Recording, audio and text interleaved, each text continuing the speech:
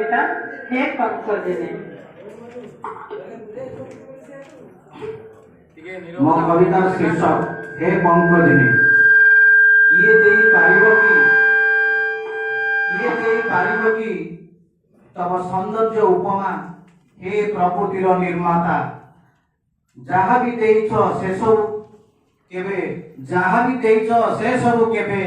जाई नाई वृथा। सुघंच वनर पथर उपरे झरणार स्रोत क्षणिक भितरे मोहिनीए सभिंकर नेत्र। जेबे उपगत हुए पक्षांत आखि टिकिए बंद करी मन अतीत को खोजे। सकाळ आउ संज नुहई समता अफुरंत सुख ए संसार रु निश्चिन्न।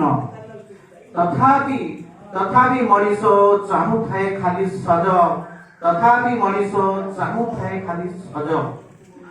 उत्तम बीजटे बुणीबार ना नाही हेले से खजु थाए मंज।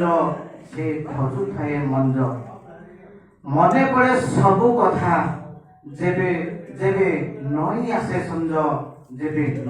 संज। पुण्य तो केबे धरा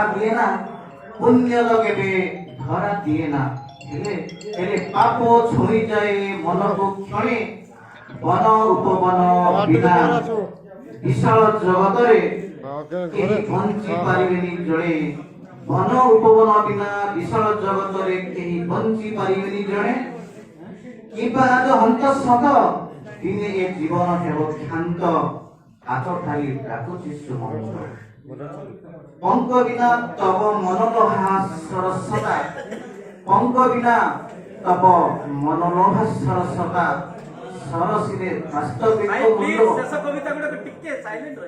सरसिरे वास्तविक मूल हे पंकजिनी कि देई पारिबो कि।